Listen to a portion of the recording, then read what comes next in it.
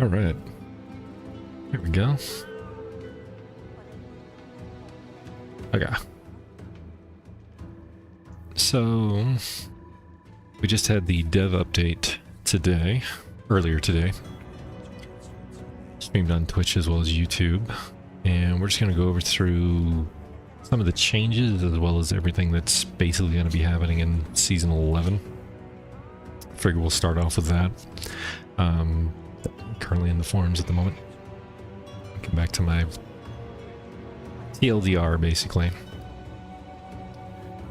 For those of you that obviously have been keeping up to date with the game and either played the PTR or at least read the patch notes or got some semblance of what's coming, they made some interesting changes based on the PTR feedback, which is basically what we're going to go over. Just a TLDR for the dev update is essentially what I'm doing here. So if you're interested, if you have any questions, feel free to just drop them. I'm streaming on Twitch as well as YouTube. Twitch currently still has the Twitch drop for Diablo, so if you want to get your drop that was available during the live stream, you can still do that. For Twitch, it's just twitch.tv Iggy_101. So very easy, or 101 I should say. But yeah, anyway, so let's get into it. So dev update went over what they learned. Essentially they changed a bunch of various things, like for example in the pit, Belial used to talk way too much. When you killed him, he no longer talks as much. He'll just die, and then there you go. Eyeballs now spawn when you walk up to them. You no longer have to click them, which was a big improvement. A lot of people complained that during the heat of things there was too many enemies, you couldn't click the eyeball easily, if at all, depending on where the enemies were situated. For those who don't know, in the pit for the next season, it'll be overrun by Belial. There will be eyeballs that spawn randomly in various spots around the map. When you click them, it'll spawn elites. You kill the elites for extra progress in the pit, so it's actually really nice. Again, the only problem was you had to click the stupid things. The other issue was Belial randomly spawns. It's a shade of Belial, like his mini version, and and it sent out like a pulse wave that would do damage and then push your character as well. He showed up, I want to say every 15 to 20 seconds maybe. It may have been sooner than that, I don't remember, but apparently they've reduced the spawn rate on that, which is always a good thing. Oh, let me turn this down a little bit. There we go. Sure the noise isn't too much in the background, sorry about that. But any case, so there you go. For the Undercity, Andariel's taken over the Undercity, and she has minions set out throughout the entire Undercity that when they hit you, they will take away the time that's allotted to you going into the Undercity. It was a little too punishing at the time that it was implemented on the PTR. They've reduced that, so you shouldn't notice big chunks of your time just being reduced down to nearly nothing. I didn't have an issue with it too much myself. It did make things a little hectic, I will admit that. Overall, I didn't think it was horrible, but you definitely sought out the groups that had plus time to them, for sure. Assuming you could get the progress bar all the way up. More rewards overall running through Undercity, which is great. They increased everything for the rewards for the Undercity. Oops. My speakers were on, I'm sorry about that. Anyway, there was also a bug where the tributes weren't dropping from the PTR, and I noticed this myself. It was one of the bugs that I quickly pointed out because they were supposed to introduce, according to the blog, they were supposed to introduce 3 new tributes specifically for Andariel to make her spawn and some other things regarding her. So she will be the boss at like the end of the Undercity running.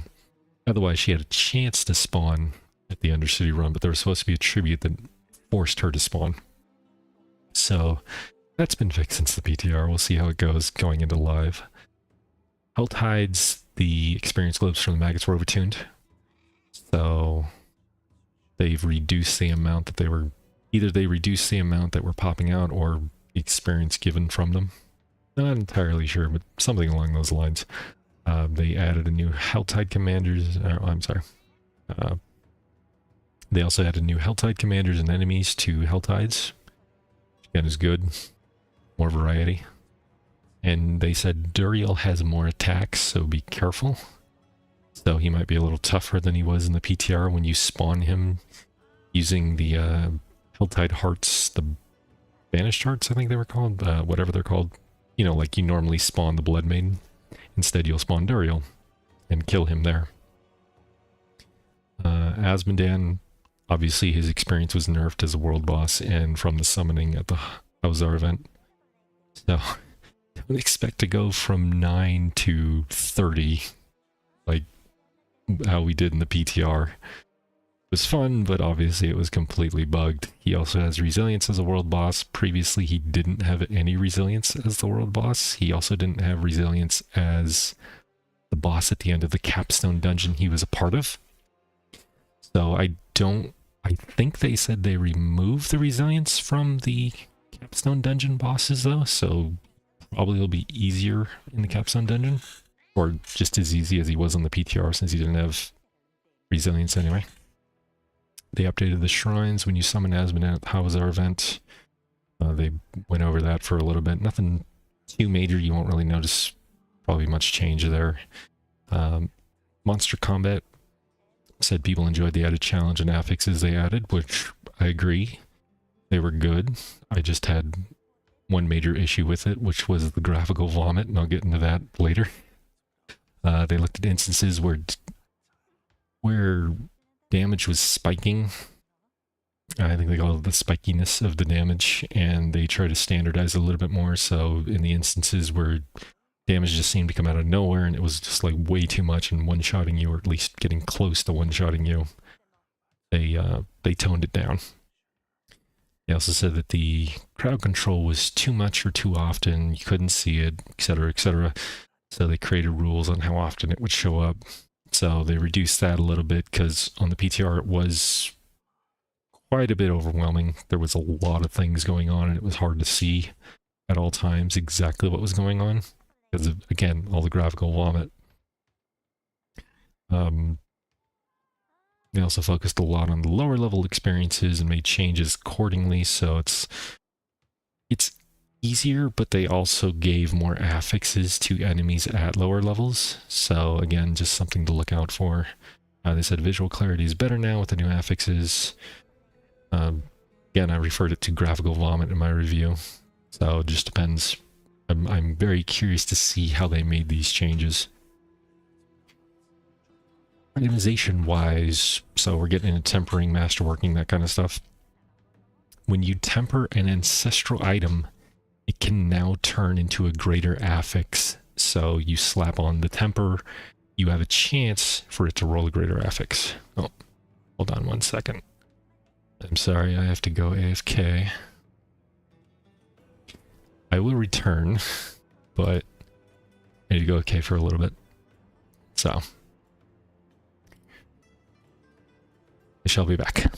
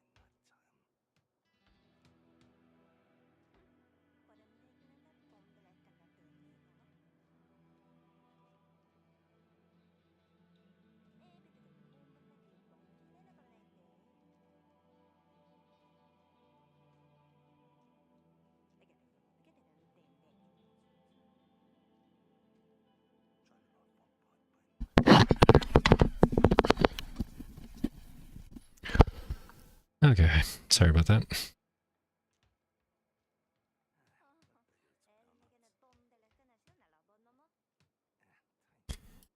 Anyway.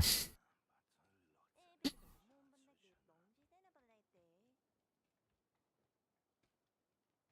me get rid of short break, man. Okay. So anyway, back to what I was saying. Where were we? Itemization changes, right? So when you now temper on an ancestral item, it has a chance to turn into a greater affix, so which is nice because previously you couldn't get a greater affix on your tempered item. Masterworking, they made two key changes. One was quality wasn't doing a good enough job of making your item better.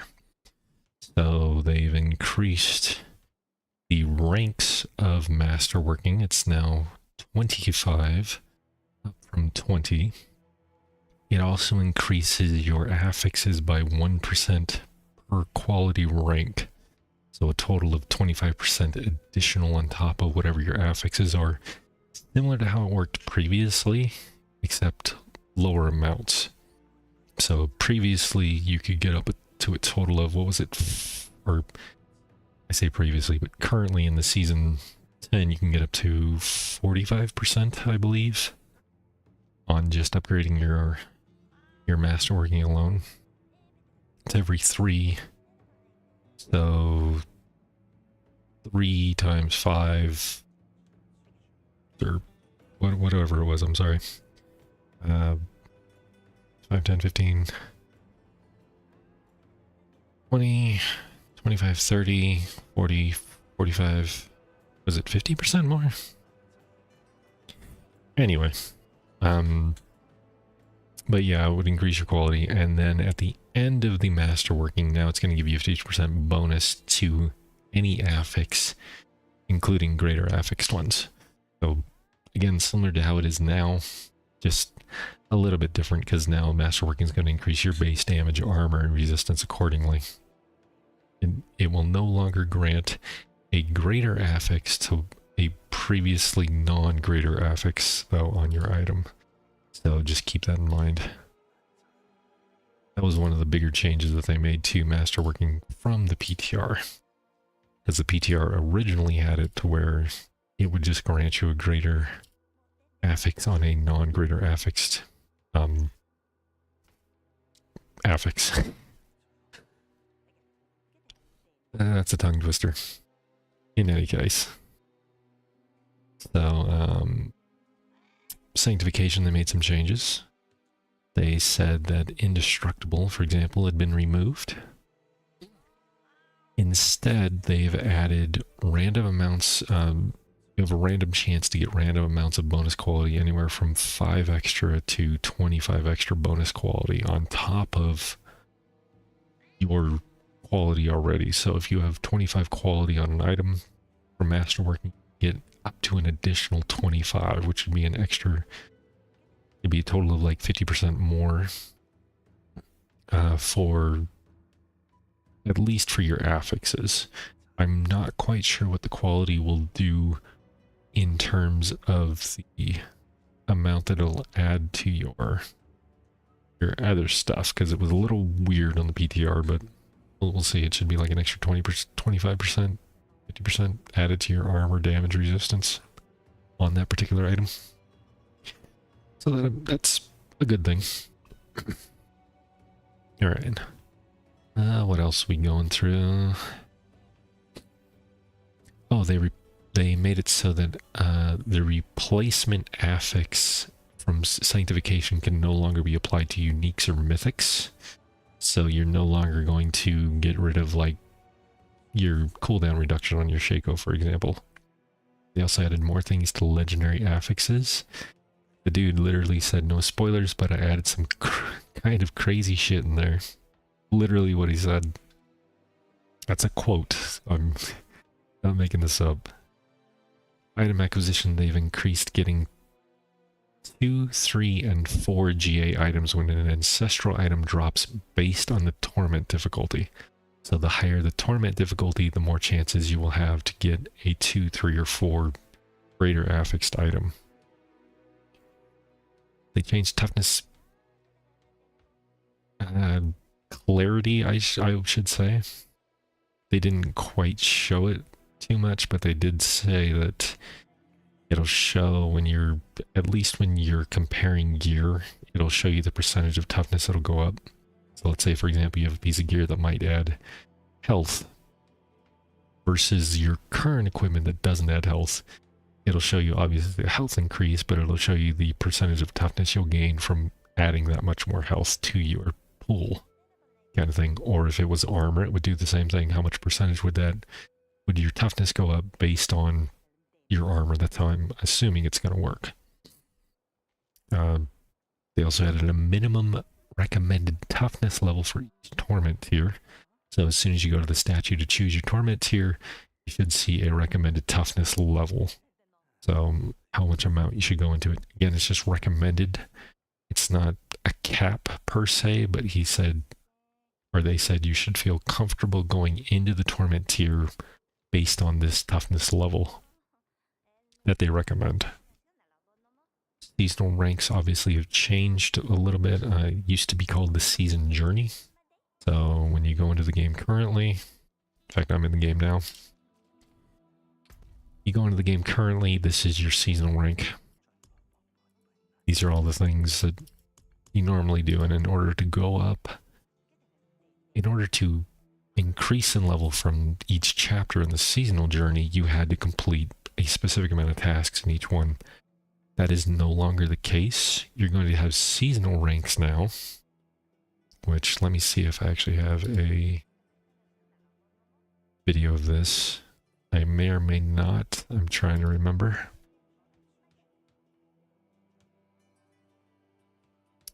Let me see if I can find it.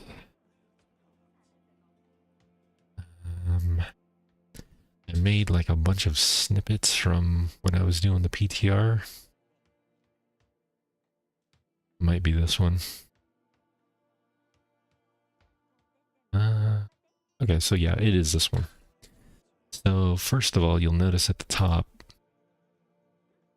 when you go into your map, you'll notice this. It'll show you your current rank and what it is out of, you know, I'm currently at rank 6 out of 7.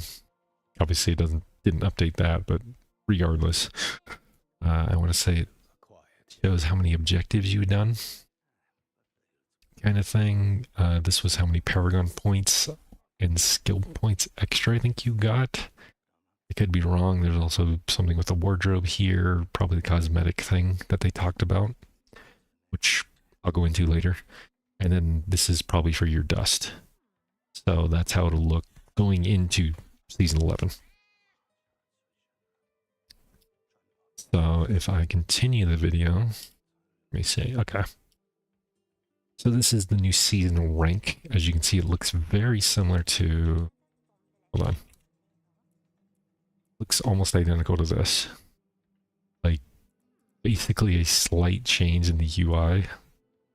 But otherwise, it's almost identical.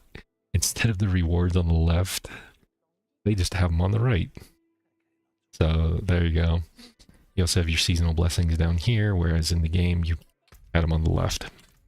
So that won't really change.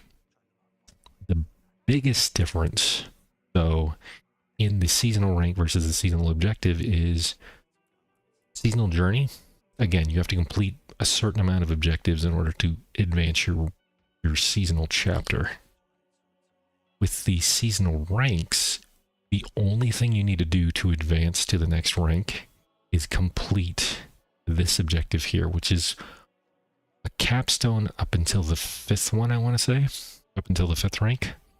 And then the 6th and 7th rank require you to do a specific pit tier level.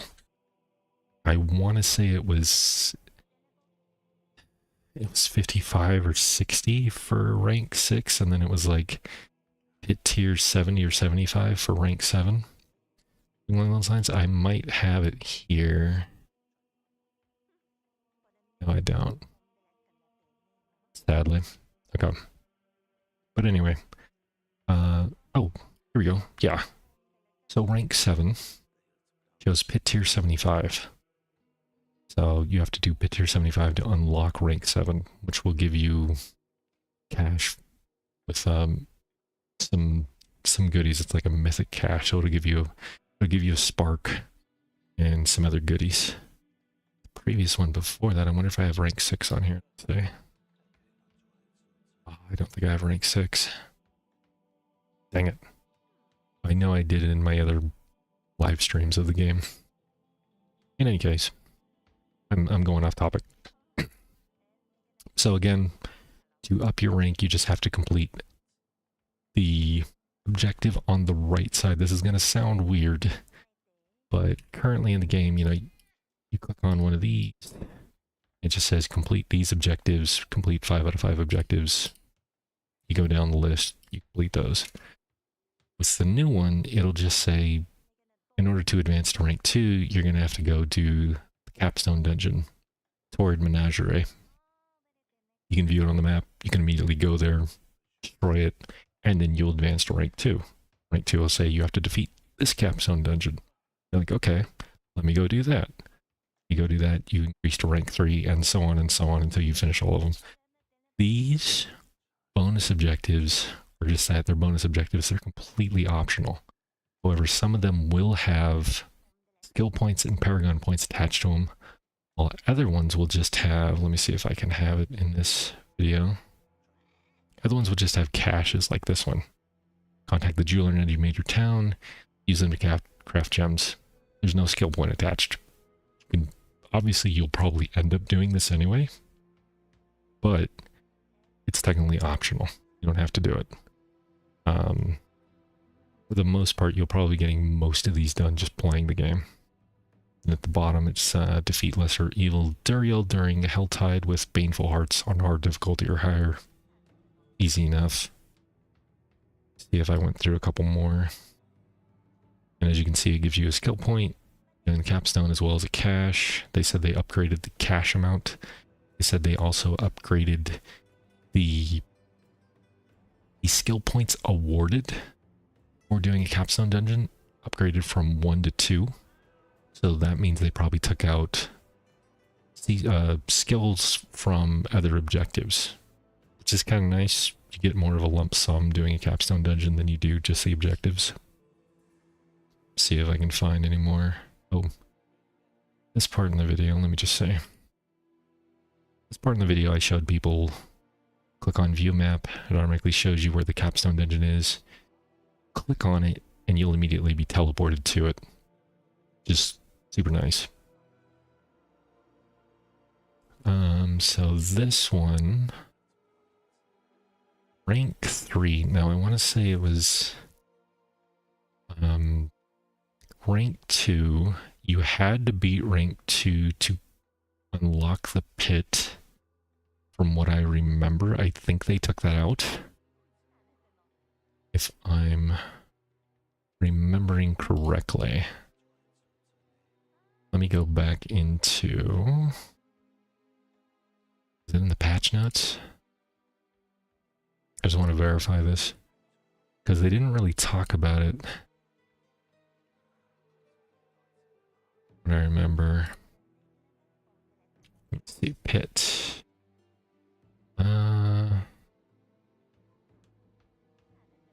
Okay. It says the pit can now be entered before level 60. The base pit tier unlocked is now tier 10. Also, there's no longer a cost to the pit, which is great. You don't have to worry about those stupid shard thingies or whatever the hell they were, stones, kidney stones, but whatever they were called.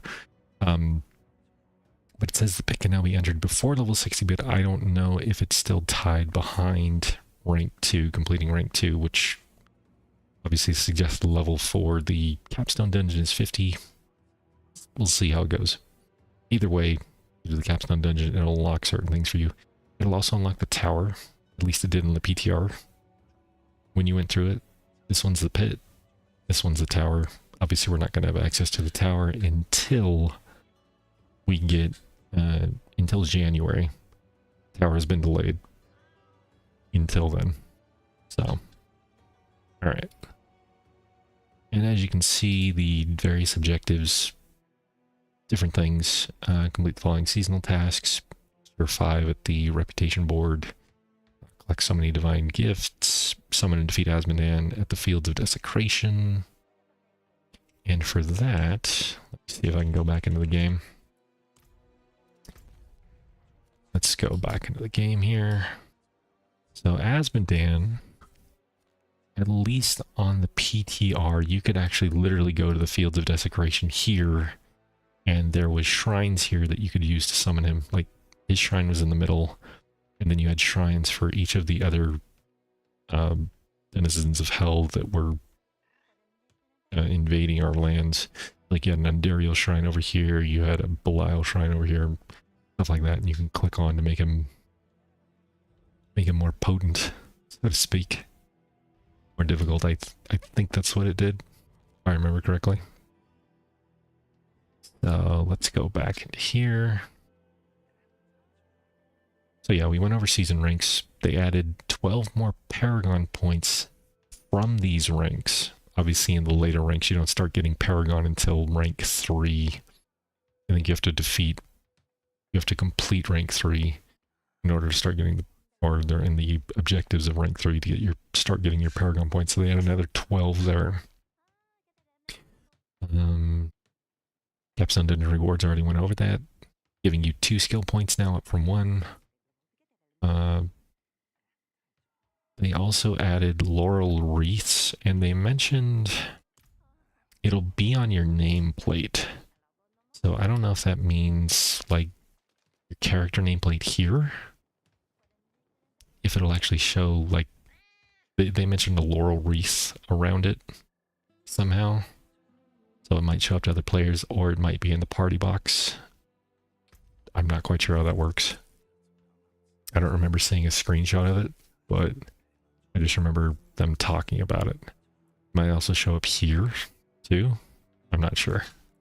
But in any case, those are going to be things that are coming for the seasonal rank cosmetic rewards, but they're only going to apply to that season, and they will not go into the next season, and they will not go into Eternal. So you're only going to have that cosmetic little border around your name for that particular season. They mentioned you'd have to grind it again in another season when a new season starts. So my guess is they're just going to be small little things that might change over time, but they might still be just the same thing that we have now.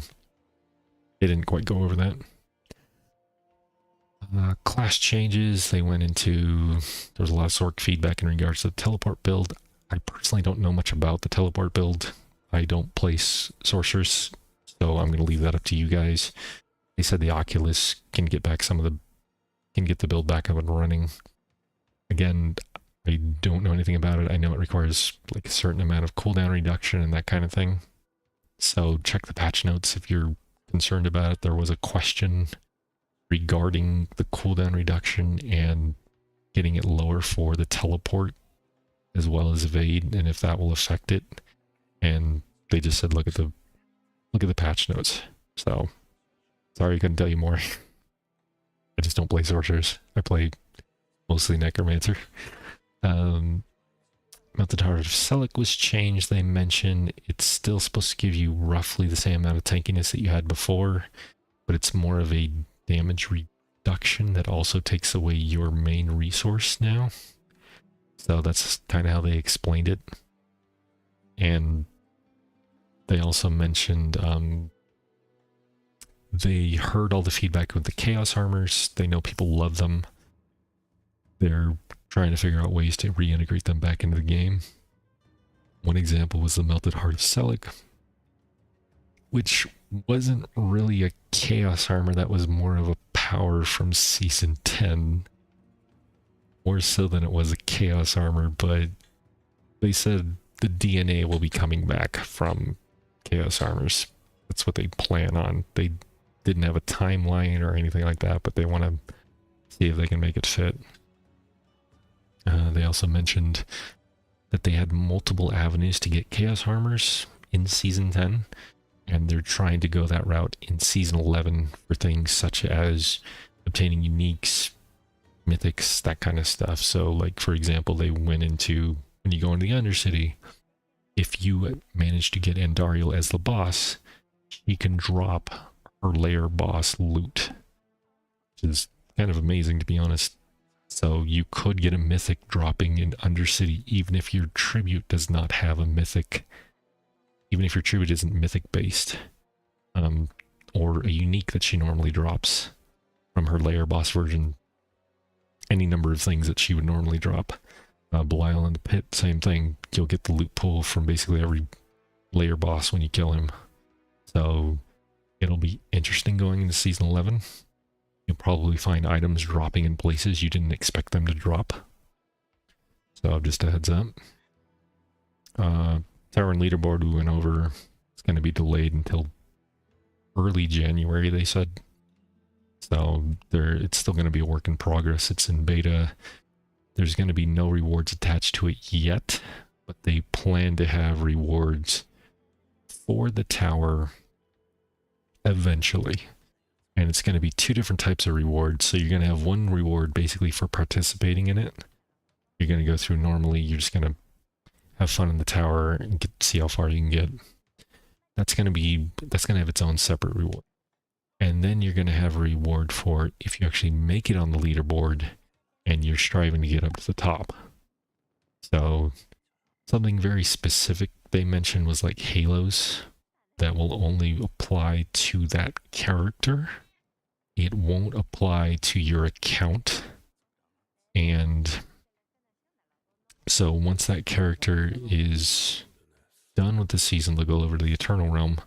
I imagine they'll still have it on that character in the Eternal Realm, but it won't cross over to any new characters moving forward, which ties into another thing they talked about, not in this dev update, but in an interview. Ties into another thing they talked about in regards to a what the hell is it called in D3? I have a brain fart now. Rebirth system. I'm sorry. Which ties into the rebirth system, and that's another issue that they have to tackle if they decide to give us a rebirth system in Diablo 4. So, various things that they're thinking about. Nothing set in stone. Don't take this as proof that, oh, we're getting the rebirth feature. That's not what I'm saying at all. I'm just saying these are the things that they're thinking about in terms of if they do add a rebirth feature, what would cross over now that they have the tower and they're working on the tower first. I want to fine tune that before they get into other things such as that. So got a mythic from a tree in Season 10. No kidding. It's hilarious. I mean, you can. So, yeah. And then they went into the Q&A. This dev update was actually pretty fast. First question was, will Chaos Armor be coming back? They just said you'll see its DNA in the future. So they plan to reiterate it somehow. They just didn't give any details, but they've heard the feedback. They know people want it back, which is good. Does tower give you loot? I went over that. Is Asmodan in the game forever? The dude literally said Asmodan and his 2 nipple rings are here to stay. That is a direct quote. So, Asmodan as the world boss will stay in the rotation moving forward. The Howzar event, which I showed in game, when you go over here and you literally summon him, that is seasonal only.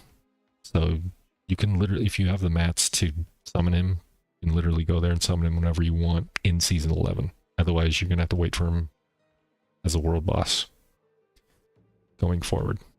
So, but he's here to stay, essentially, and he should be, spoilers, he should be the boss going into Capstone Dungeon 5. So, you'll see him twice, basically, in the game moving forward. Oh, this was a question I actually had answered during the live stream. And it was essentially, it was an odd question, but I asked it anyway. I said, what happens to new players who play the seasonal realm do they get these skill and paragon points through the seasonal rank, and when they go to Eternal, do they have to do the Renown over an Eternal? Because I was concerned that if you're a new player and you're playing Seasonal, you're completing these rank objectives to get your skill points in your paragon. So you have essentially an extra 15 or 20 paragon or whatever it is. And then your character gets transferred over to the Eternal Realm. The Renown system is still on the Eternal Realm. So I was worried that you wouldn't actually have the skill points in Paragon cross over. Instead, you would have to redo your Paragon as a new player in order for them to count. But apparently that's not the case. So, do the new cosmetic titles like the laurels, do they last during the season or are they permanent? We went over that. They're season specific, but they are account bound season specific. So you'll lose them when the season ends, but at least you can use them for the time being, and you can use them on other characters that you make during that season. When will the tower and leaderboards launch? Early January. Can we reduce teleport enchant cooldown reduction? This actually got cut off. The person asked, can we reduce teleport enchant cooldown reduction by using cooldown reduction affixes or cooldown reduction affixes for evade or something along those lines? And basically they said look to the patch notes. Why the odd delay for this season? Said it won't be every season, but they'll let you know. And the dude basically said it's not, the timing may not be ideal for some parts of the world, but it might be for others, which is essentially hinting at their Chinese launch date. So for those who don't know, China launches Diablo 4 servers on December 12th, and the timing of 8:30 p.m. PST is 12:30 p.m. in China. So again, it lines up. Still weird that they're differentiating it like that, because we know that the Chinese servers are going to essentially be its own thing. We're not going to be able to play with them. Kind of how China works. They don't technically allow you to play with their characters for obvious reasons. They have their own rules on their own servers. They have different ways of doing things on their own servers. They have to monitor things. They have to censor things. You know, it's just how China works. So unless somebody has a VPN and they're VPNing over into our servers, that's completely different. But I would say the majority of the people in China are not doing that. I could be wrong, but I'm just taking a guess. How much armor resist will be needed? This was a big question in regards to the toughness, because right now, obviously, we have the caps you can go off of for armor and resist. You know how much armor you need currently to cap out. With the toughness system, you won't know exactly how much you need.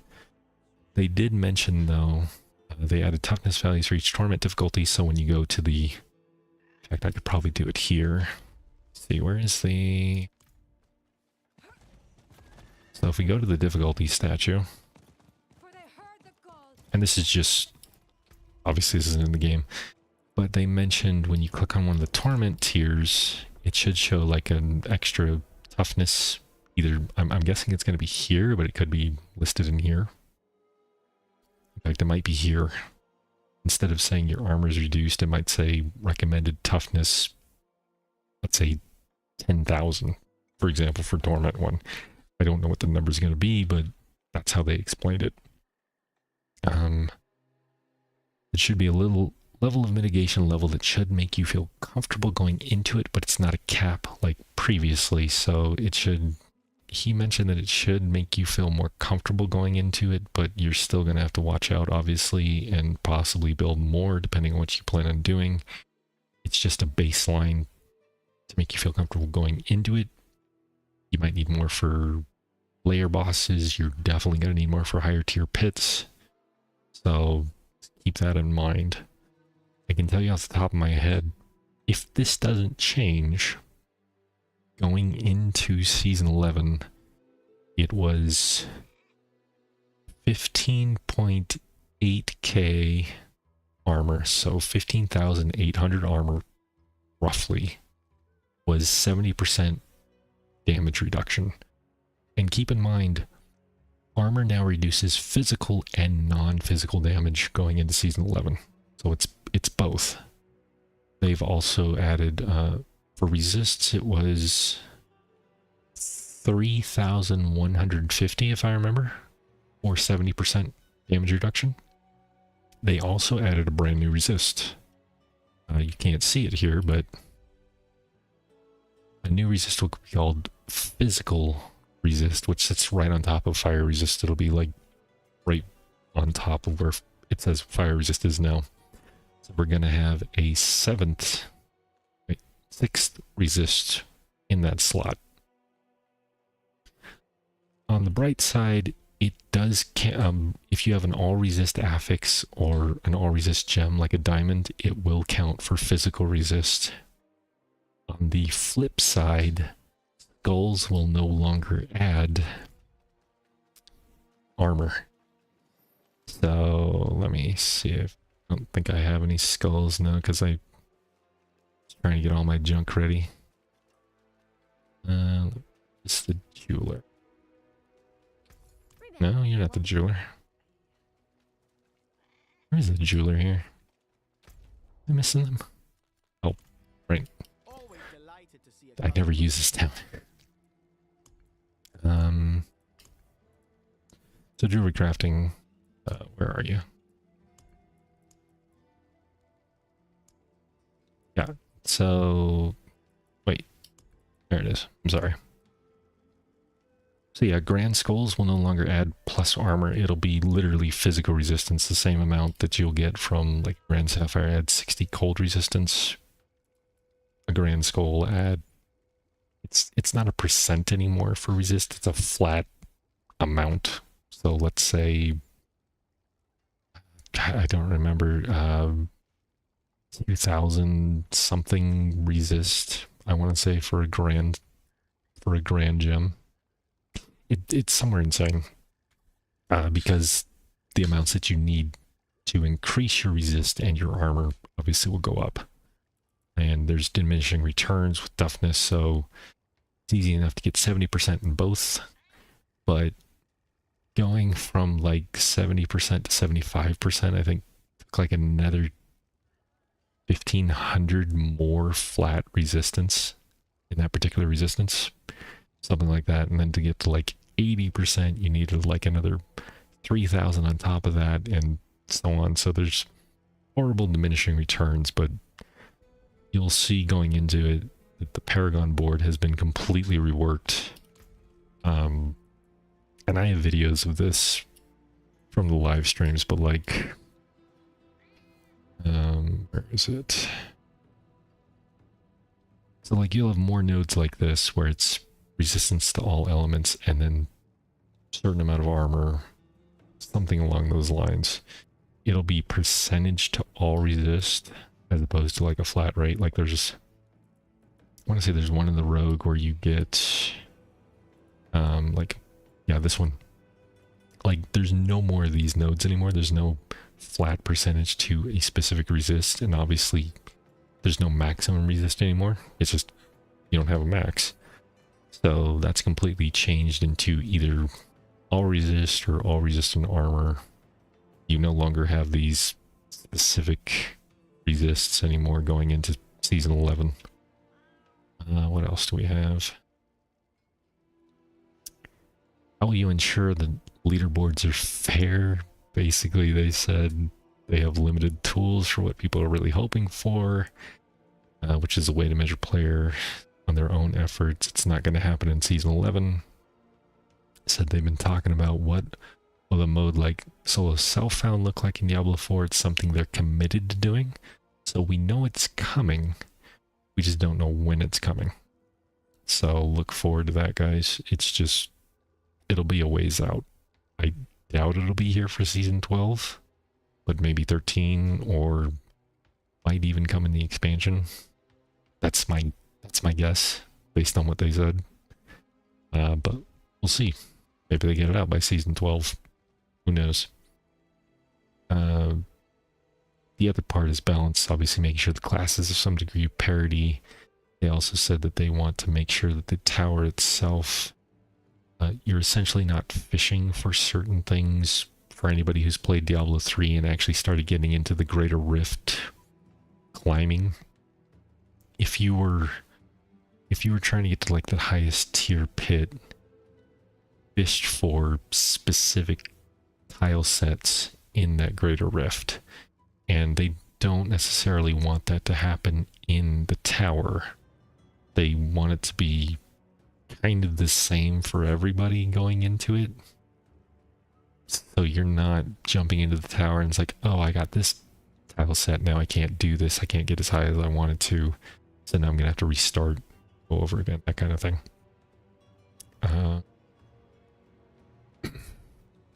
What else? Oh yeah, this was the last question was, from the new season rank feature, will you be able to get all the skill points, not the Paragon points, by level 60? And they said, if you focus on the objectives, yes, you should be able to get all the extra skill points by level 60. Which I agree with. If you just focus on the objectives that give you skill points, you should absolutely get all of the skill points you need by 60. Especially now that they're changing it so that the capstone gives you 2 skill points instead of 1, which means there's going to be fewer objectives give you a skill point. So that makes sense. They also said December 11th, tune into the Game Awards. My prediction is they're going to show us a trailer like they did at BlizzCon 2023 for Vessel of Hatred. I could be wrong, but I think that's the only thing they're going to show at the Game Show Awards. Might get a glimpse of a new class, but I'm not banking on it. I'm just expecting a cinematic trailer possibly showing Mephisto talking and what he's been doing since he left. Or maybe Lorath will make a comeback and talk over the trailer or something. I don't know. I don't have any insider information. Obviously, even if I did, I wouldn't be able to tell people, but it's not like I'm a partner with Blizzard or anything. So that's my best guess of what's going to happen at the Game Awards. So something to look forward to. All right. So let's go over a few changes from the PTR. It is Iggy on stream, and yes, I am a dude. I've said I'm a dude on the forums many times. Let's see. So this was the masterwork thing. There's a few things that I know people may have missed in the patch notes, and I'm just going to pop those up real quick. Let's see. Oh, you've never seen my stream before? No worries. I take no offense to nobody seeing my stream. Don't worry, a lot of people don't see my stream. Oh wow, I got a lot of people in Twitch, I'm sorry. Macro Boy. I was not expecting him in my stream. Thank you, Macro. I'm sorry, guys. I'm on both, so I'm looking at both. Great. Have a great stream. Please entertain these people. Thank you. Thank you guys for the support. Is S11 good? I think S11 will be a lot of fun, personally. I think they're making a lot of good changes in general. So let's be honest, PoE2 Druid is lightning or go broke. How's S11 working? Is it win or fail? It'll be win for those that want a... how do I put this? So the best way I can put this for Season 11 is currently in Season 10, there's not a lot of resistance to fighting things, other than it's, as Colin put it, it's feast or famine. So you're going to have your high highs and your low lows. And at the high highs, you're getting one shot or you're just one-shotting enemies. With the changes going into Season 11 from at least what I played in the PTR, and I'm mostly a Necro main, so I tried like a spear build and something else just for fun to see how well I could do. It was difficult. I definitely wasn't pushing high in the pit. I was like maybe pit 70 is where I stopped. I didn't grind too much because I just sadly don't have a lot of time to play. But it will be tougher in my opinion, especially in the early game, and then it will be tougher in the later game. The middle will stay relatively the same, in my opinion. So, for example, once you get up to like, let's say level 40, you're starting to get more aspects and things like that.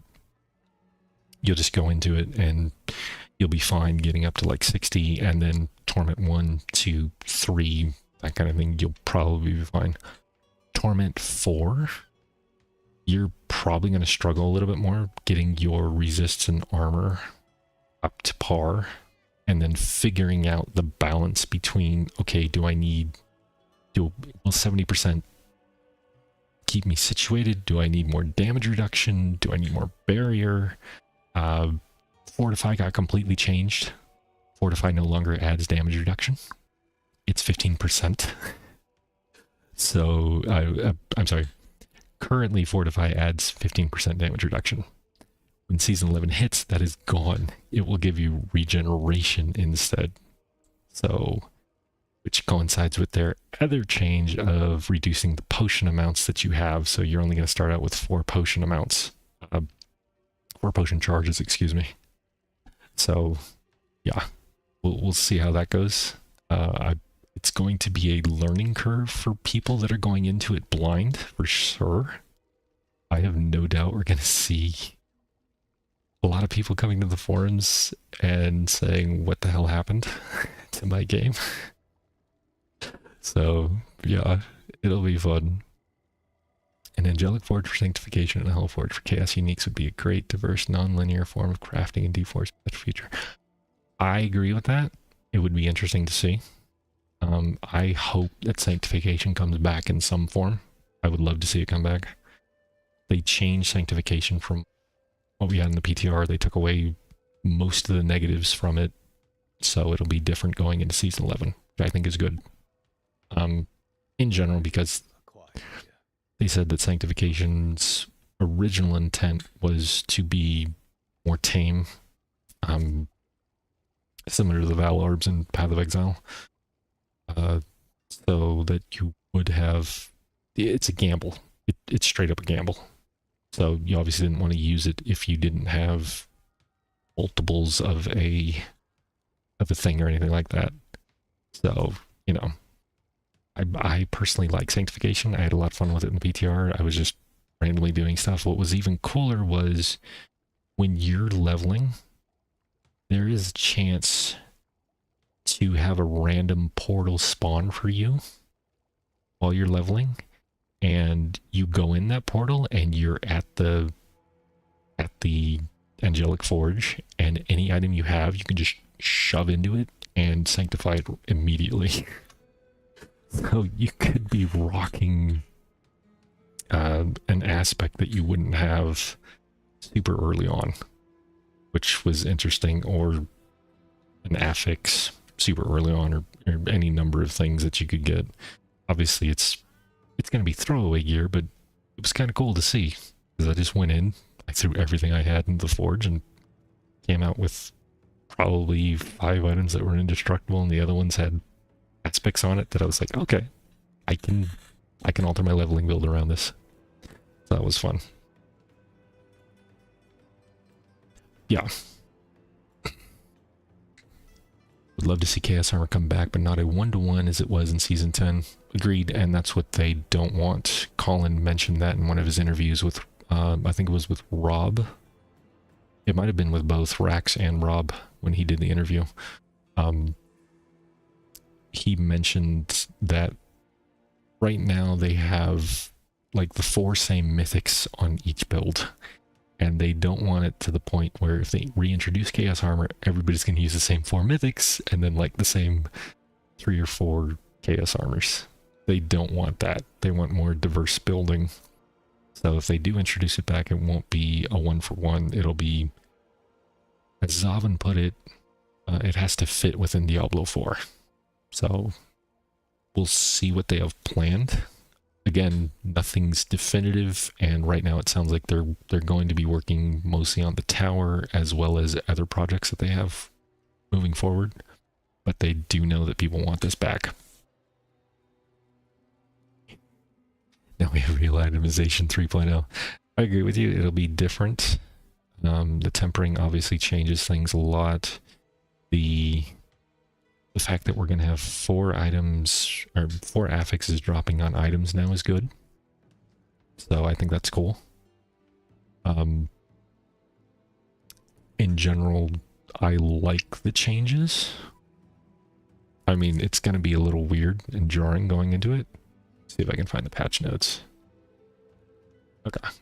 So let's go over the patch notes real quick, because there's a few things in here I want to go over with you guys that I feel people may have missed. Sorry, let me get this out there. I was looking at pit stuff. Okay. No, that is not the button I meant to hit. Changes you saw, I saw it to Masterworking and Tempering today were nice. Now I see why Blizzard is so ballsy with their launch window. December 11th at midnight launch window is very risky unless Blizzard is confident. No. So I have a theory on this, Richard. And I want to say that the December 11th launch at midnight is mostly due to the Chinese launch. Because remember, they're launching Diablo 4 in China on December 12th, which would be December 11th in the States at the time of launching. So 8:30 PST PM is 12:30 PM China time. So keep that in mind. And they also mentioned in the dev update too, the guy specifically said something along the lines of, the timing may not be ideal for you in your part of the world, but it might be for other, and might be ideal for other people in other parts of the world, essentially. No. I think they will announce the second expansion at the Game Awards, but I think that's completely separate of why they're doing the launch at the end of the Gaming Awards. I think they just happen to coexist with each other because of the Chinese launch date. They're waiting for the Game Awards first, so they probably timed it to the point where it's like, well, we could start it at 11 o'clock Chinese time, but that would be too early, and the Game Awards would be going on soon after the launch. So they're like, okay, let's postpone it, show the trailer for the expansion, and then go into the launch, which makes sense if you want to hype people up for the expansion. I also agree with you there, Rich. Absolutely, the Chinese servers will be completely separated from us. We're not even going to be able to play with them. It's also why it doesn't make much sense to me. But again, Blizzard does some weird things, so I'm just saying, in general, it makes more sense that they would do it this way. They kind of want everybody to go into it at the same time, even though they're not going to be able to play with us. I mean, it makes a weird sort of sense to me. I get it though, because Chinese players can't play with us. The servers are like basically their own island. But in general, yeah. So it just depends. But no, I agree with you. I think they probably saw it more as a marketing gimmick, where it's like, okay, well, we're coming out with our launch on, was it Thursday? No, Friday for the Chinese servers, Thursday for the American servers, or Western servers, excuse me. And they just figured, well, the awards are also happening around the same time, so let's just mix everything together. I just honestly think it's a marketing thing. That's all it was. I agree. They want us watching the awards first. They want to sell us 3.0 pre-orders. I don't know if the pre-orders will go on sale just that quickly. I don't remember Vessel of Hatred going on pre-sale that quickly from the announcement. But I could be wrong. Someone had a theory that the next patch will include a new mount type, and they want to include the update for this mount type at launch of Season 11, and they are selling those mounts in the pre-order. That is a possibility. I wouldn't rule that out. Let's do...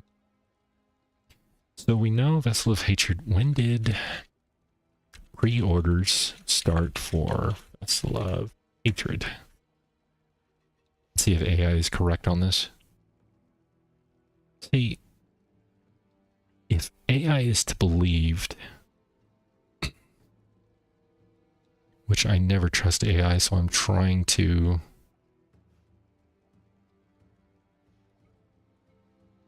verify this. So Vessel of Hatred was announced at BlizzCon 2023. It wasn't until June when they started the pre-orders. And then they also told us about the Spiritborn in June as well. And then from there, they started giving us more information of what the expansion would have up until the point when it released. So I see something similar happening here where they're going to announce it and show us the trailer at the Game Awards. And then they're going to, down the line, several months, unfortunately, from the trailer. So maybe May if we're lucky, but probably June again. It depends on when they plan on releasing it, of course. My best guess would be summer or fall is when they're going to release the expansion. I'm banking on fall, but that's just a prediction. So that would mean pre-orders and more information would come out much later than the trailer being shown at the Game Awards. That, again, that's my prediction. I could be completely wrong. But yeah. Let me see.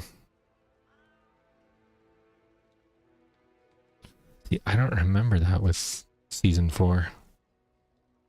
Oh, no, I'm sorry. No, you're absolutely right. Yeah, Season 4, but Season 4 was June, right? When was Season 4 of, Season 4 Diablo 4? Yeah, started June 1st, yeah. But that's when they came out with it. But mind you, the trailer for Vessel of Hatred came out in BlizzCon 2023, November. So, and we're just now getting the trailer at the Game Awards. So again, got a huge span of time from the Game Awards to when pre-orders start. That's how I feel about it. I don't think they're going to have pre-orders start when they announce it at the Game Awards. If they announce it at the Game Awards, but I'm fairly certain they're going to announce it at the Game Awards at this point. So yeah, it was middle of Season 4 when they had the things, and then that's when they gave us more information about Vessel of Hatred. Again, that's my speculation. I think we're going to get the thing and then go forward. Any case, I'm getting off topic. Sorry. Let me see. So a few things in here. FX range has been adjusted across the board. Oh, that's right. They increased the affix ranges on tempering as well. They said it was going to be a bigger gap, so to speak, between affix ranges. So like if it was previously 20 to 25%, it might be like 15, 25% kind of thing on affixes with tempering. Just cause.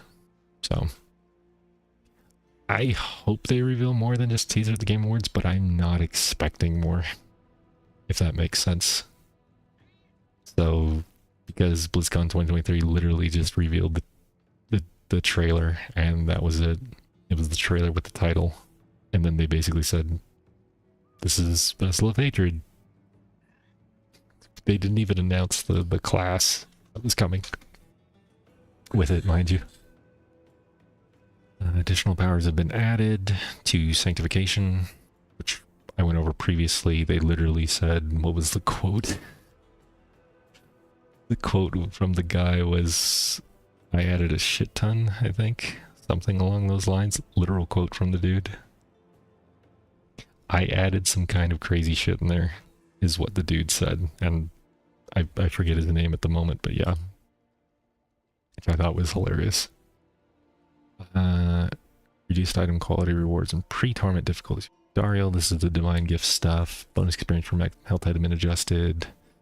The glyph upgrade thing was nice. Glyph upgrades now get a scaling chance to grant an extra upgrade attempt based on the divine gift rank. This is divine gifts going into season 11, so for anybody who doesn't know, there's going to be divine gifts as the seasonal gimmick going into season 11.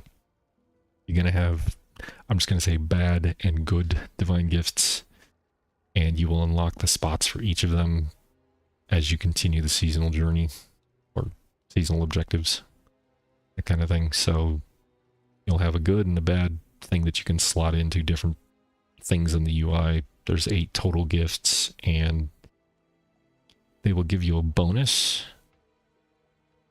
They'll give you a bonus at all times, but the negative one obviously will do something you may not want, but at least you'll get a bonus for it. And then the positive one will give you a buff as well as doubling the rewards, which didn't make much sense to me, and I mentioned that in my review. I'm like, that's kind of backwards, because you're giving us a reward on top of a reward instead of difficulty with a better reward. It felt backwards to me, but that's how they went. Purified gifts now grant 2 levels instead of 1, which is nice. Let me see, balance updates. This is all just resource regeneration. This is all basically going over each class and their changes from the PTR. I'm not going to go over that stuff.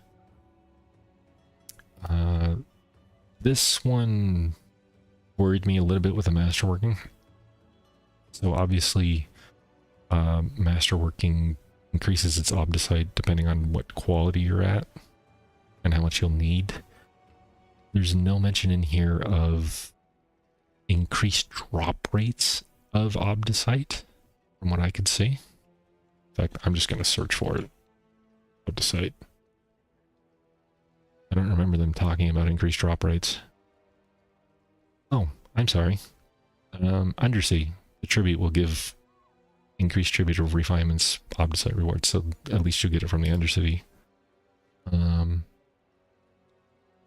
But this was in the PTR patch notes where the quantity of obdicite you earn has been adjusted. Players will earn 85% less obdicite, and recipes requiring obdicite have been similarly reduced. For my PTR testing, it was roughly, I want to say, on average, it would take you like 500 obdicite to get from quality 0 to 20. Again, give or take, though, is just to get it to 20. Then you need an additional 500 to upgrade to get the greater affix at the time, which obviously has changed. Now with the changes, it might be more obdicite overall. I don't know. It's hard to say. You're confused about the tribute changes, where they're seasonal only, or are they adding new sigils for the eternal game? They mentioned this, so let me see if I can find it here. Dario. Okay, see if I can find it. Okay.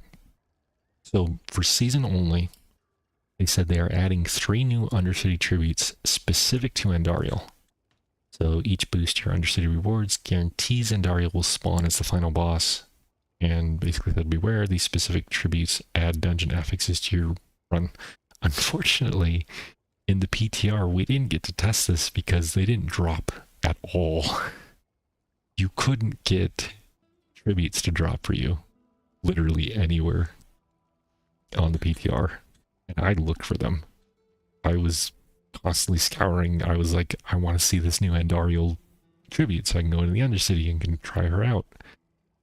That didn't happen. Escalation dungeons also did not work either. and Astaroth at the end of an escalation dungeon will drop Neath Iron, which is used to re-roll your masterworking stuff at the very end of its journey now. So you need a piece of Neath Iron and you need so much Opticite in order to re-roll it. In the PTR, we couldn't kill Astaroth to see how much he dropped or how often he dropped Neath Iron. That was a pain in the butt. The only known sources that we had were Bartuk from Infernal Hordes. He was known to drop it. It was about a 50% drop chance when I fought him, and I fought him multiple times, but it was about half and half. When I killed him, he would drop one piece. Belial was the most consistent. He would always drop at least one and sometimes two pieces of Neath Iron. You only need one to re-roll, so you don't need a crap ton, but starting out, and if you want to start re-rolling your stuff, it's going to be something you're going to want to farm, clearly. Do you suspect there will be at least one new season prior to 3.0, like Season 12? Or what are the odds of Season 12 being 3.0? I think... So Season 11, if it starts now, what is 90 days from now? Give or take.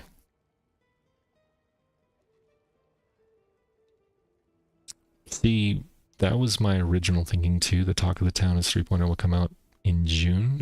I think at the earliest, it would be a summer release. And then at the latest, it would be a fall release. Yeah, we'll be in March by the time Season 11 ends.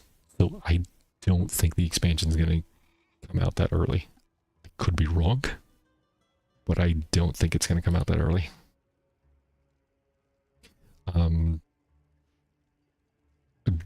That's just my guess. And I'm only basing this off of Vessel of Hatred when Vessel of Hatred was announced, versus when we got more information, versus when the pre-order started, and then versus when it launched. So again, November was when it was announced. June was when we had the pre-orders, and then October was when it released of that same year. You take that into account, we're just now hearing about it at the early December, mid-December-ish. So again, we might just go along the same route of June, May. We'll have pre-orders, more information, extend that out a little bit. August, October, September, somewhere in there, it might release. That's my guess. Like I said, earliest summer. I'm expecting a fall release, but I could be wrong. September is BlizzCon, unlikely to release it around BlizzCon. It's true. Depends on when they release it. But no, you're not wrong there. Well, we'll see. I'm not entirely sure. Let me see. Where were we at? Is it here? Okay. Yeah. So yeah, back to the Obsite thing. Spearborn, Masterworking. Oh, this was a nice change. I don't know if I mentioned it in my notes. I think I did. Tempering now has a chance when you temper on a ancestral item. I believe they specifically said when you temper on an ancestral item, it now has a chance to become a greater affix. So, which is kind of nice. Previously, you could never greater affix a tempered affix. So, that'll be nice. Resource gain tempering affixes have been added for helms and rings. Resource per second tempering affix added for pants.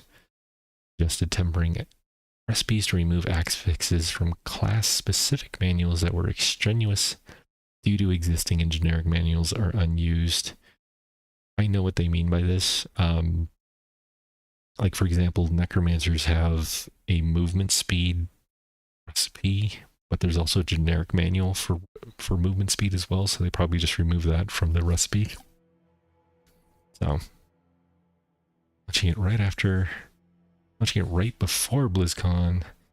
little for them to talk about at BlizzCon, launching it right after BlizzCon makes BlizzCon talking about the expansion feel too much effort for a near launch. You're not wrong. You never know. They very well could do this. Guys, remember if you need the Twitch drops still from the previous thing that's still going on right now, I have a link for the Twitch and the YouTube chat if you guys need your drops for in-game. You just have to watch for, I don't know, 30 minutes or something. Maybe an hour. It's not that long. But I mean, I plan to be on for a little bit longer. But yeah. And anybody watching me on... The hell? 69 people watching me on Twitch? That can't be possible.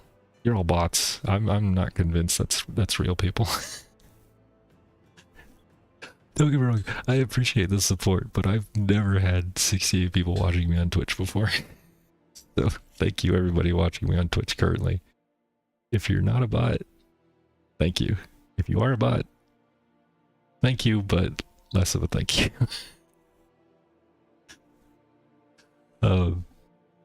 So yeah, anyway. Guy dropped 10 hours ago, still haven't received your item in game. Fair enough. It may be released later. I've heard some people not getting their drops either. In fact, I don't think I've even claimed mine, to be honest. Let me see. Yeah, claim it now. There we go. Oh, is it? It's a dagger, right? Unhiltered striker, I doubt. Let's see. Oh, oops. I've been disconnected. It's a sword. Okay. Kind of like a dagger. Say. Alright. So, anyway. Toughness. Went over that. Tooltip now breaks down damage resistance per damage type. I need to see it in game to see exactly how they changed the display of it. Sounds like it'll be better in terms of the display versus they had previously in the PTR. In the PTR, it was just simply a useless stat. So, it's to them in the PTR, but it was just like, yay, I have this number and it's great, I guess. I don't know. Anyway. Let's see. Fortifier and Berry generation are now part of the general defense. Monsters in open... Oh, this one was interesting. So, monsters in the open world no longer scale 1-to-1 with your level. It is now offset so the player scales better than monsters. So this means to me that eventually, at least in the torment tiers, not the pit tiers, you will become basically overpowered against them. Not that you don't already, but yeah. It can be a dagger when wielded by Andre the Giant. You must be an older gentleman, Rich, because if you remember Andre the Giant, yeah. The best wrestlers of all time, in my opinion. Giant teddy bear, although he was an interesting character. So, let me see. Get back into the game. Do I have any swords? I have so much crap on me. This is my old character, so... Yeah. Oh, oops. See if we got this thing or not. See if it appeared in game. Good night. Okay, sure. Cosmetic sword. Nope, I don't think I did. Usually it shows up as new, right? What's it called?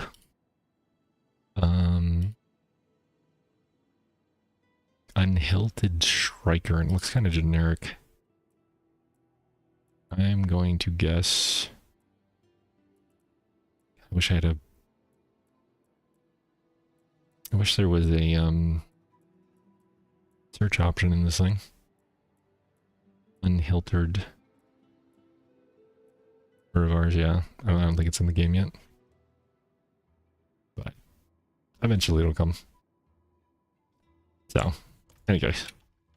Let's go back to stuff. Monster damage has been reduced to low levels. Monster power has been tuned down slightly in early torment tiers.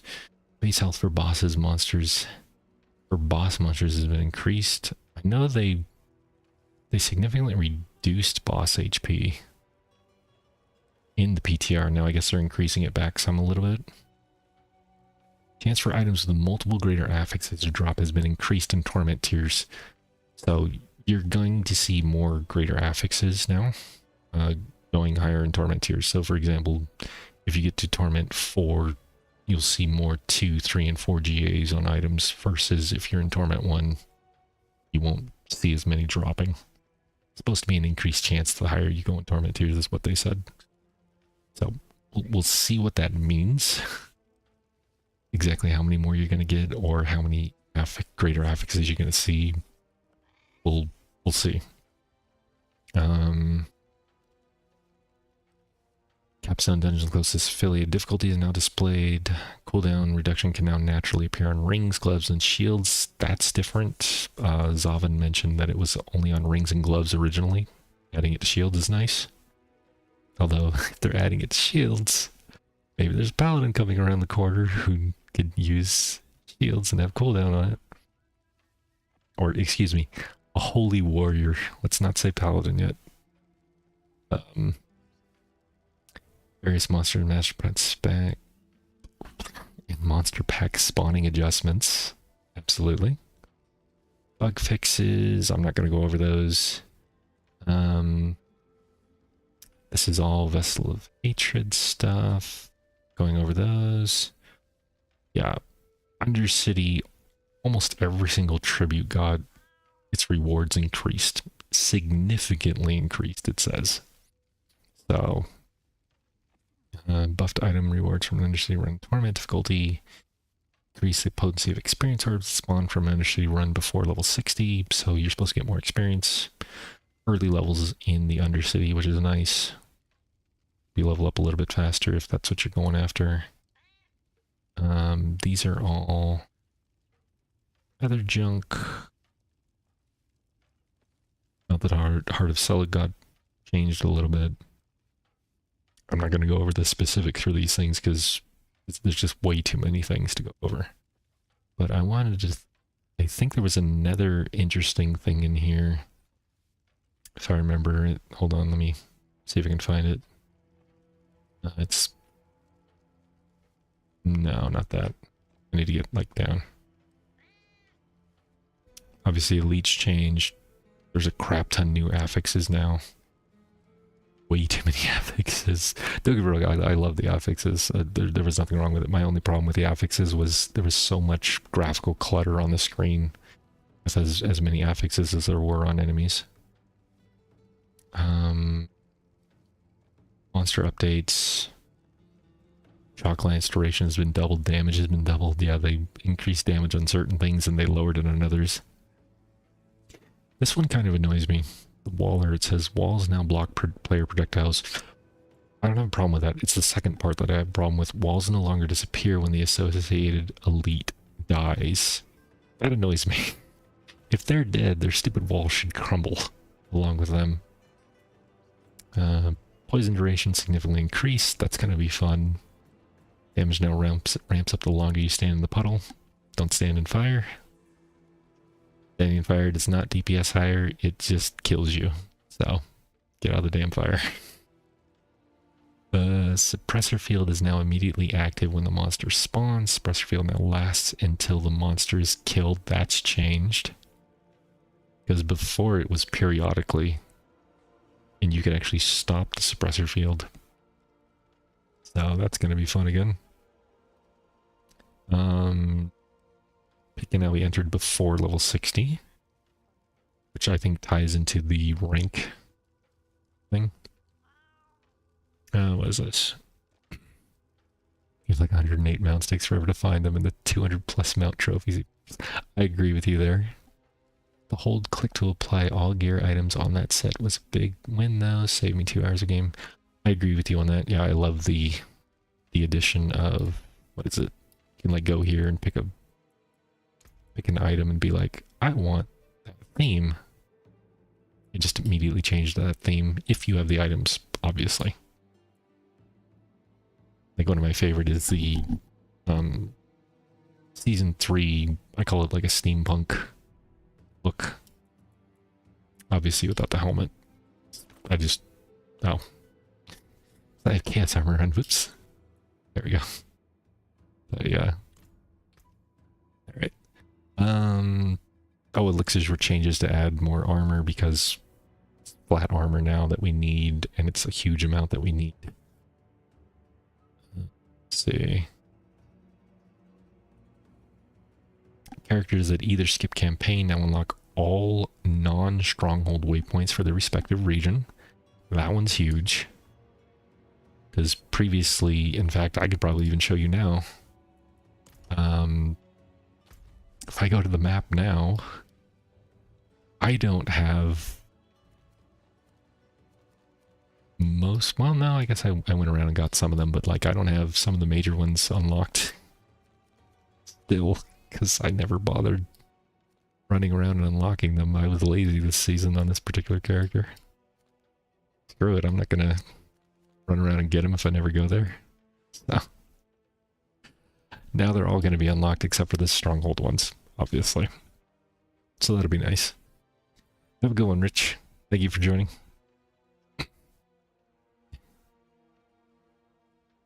Let's see. All skill slots are now unlocked from level 1, which is actually really nice because, yeah, if you make like a level 1 character, like these are locked, if I remember. And you can never move out, like move your left click to like 4, for example, in the very beginning, if I remember correctly. That's nice. Progression down the skill tree is now faster. Core skills get unlocked after spending 1 skill point, and then the next skill group is unlocked after spending 2 skill points. So this will be huge. It means that going into the skill tree, instead of investing 2 points into your basic, you'll just spend 1, immediately unlock your core skills, 2 into that, and you'll immediately unlock this one, 2 into that, unlock this one, and so forth is how I'm guessing is what they mean. So if that's how they're going to do it, that'd be 1, 1, 3, 5, 7, 9,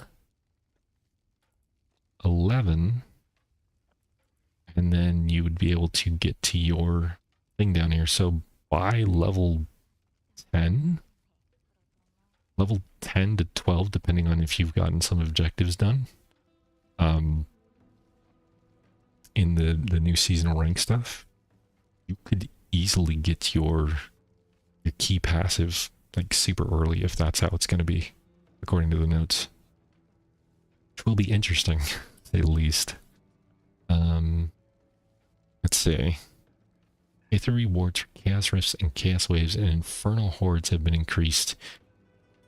I'll believe it when I see it. Because right now, I don't know about anybody else, but Chaos Waves are kind of... yeah, they're not great. I'll just say that much. Yeah. It's one of those things where you take a gamble on Chaos Rifts right now, or Chaos Waves in an Infernal Horde. If you get the goblins, you're set. If you don't get the goblins, it's like, why did I bother? Essentially. Like, I should have just stuck with what I had. So I hope they increase that a decent amount. Let's see. Monsters now scale attack speed as difficulty goes up, in addition to movement speed.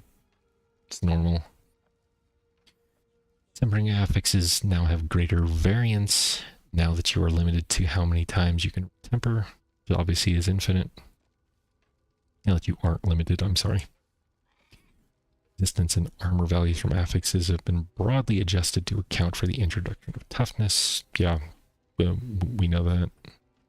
And then the rest of it is just various fixes and bugs and things like that. So, yeah.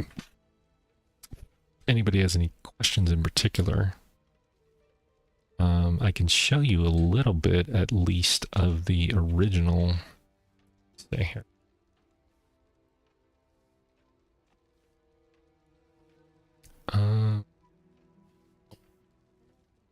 Bugging me. Hold on one moment.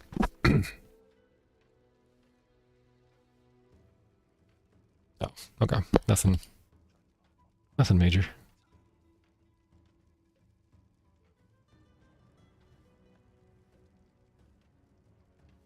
Okay. So yeah, from the PTR, let me see if I can go in here. Yeah, figures. Yeah, this was the tempering recipe, and one of the biggest pieces of feedback I had for them was when you put it in here, you choose, obviously you can only choose one category now. It has the whole list of them, but if you see, when I hover over one of these, 1 second. So I hover over +1 to 2 crippling darkness, but it still shows you the recipe here, and it still shows you everything on the recipe. Didn't make much sense to me. What's even worse is when you go here, and let's say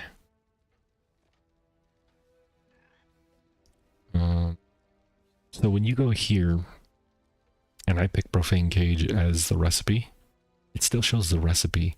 One of the things I added in my review for the PTR was I wish it would just show you the affix here, because saying Profane Cage is the recipe, it'd still be nice to see, okay, what affix in Profane Cage did I actually put there? I don't know what I mean, obviously, at the time that I'm doing it, you'll remember, but it'd still be nice to just see it here and what the range is that you can get.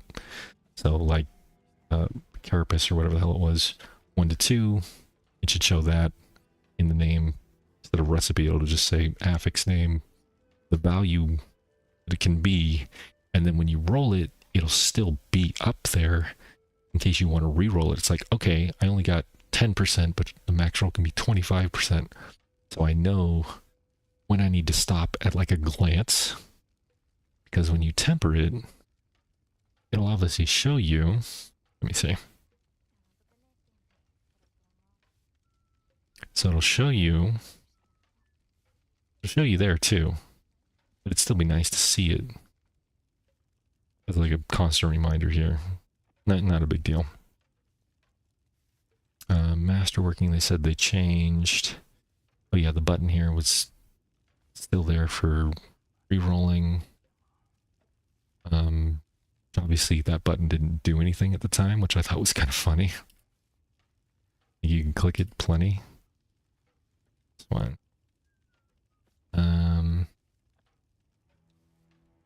Say this was when I upgraded it.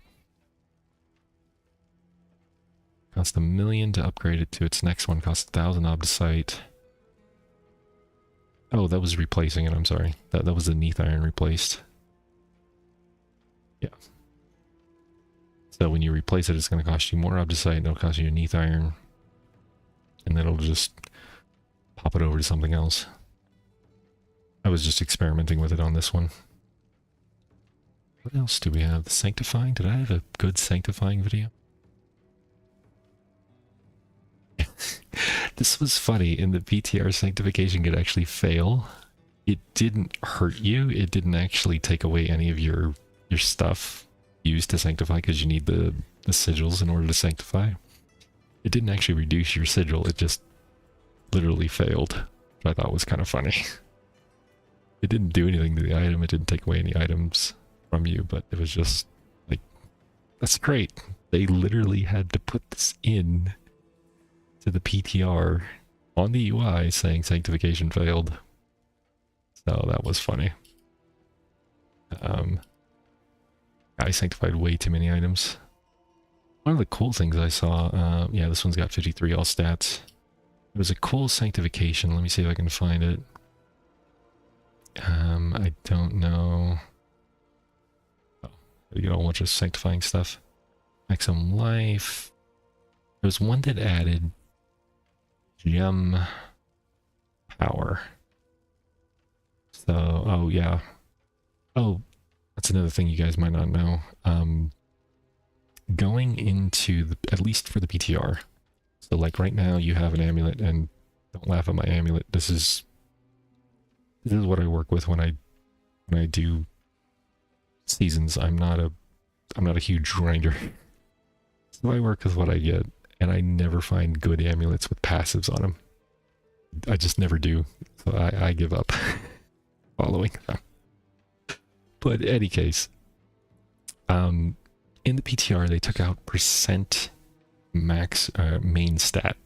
So this 19.3 dexterity, you will never find that amulet again, at least according to the PTR. Instead it will be main stat, but it'll be a flat amount.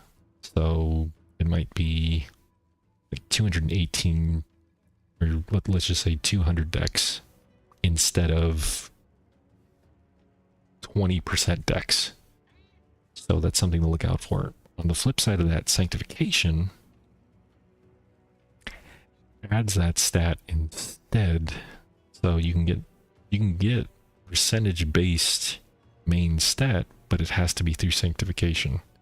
So just something to keep in mind, since they took it off of amulets, at least in the PTR. Like I couldn't find a single amulet that had percent main stat. So that's a big thing. Let's see. I can find something fun here. What did I...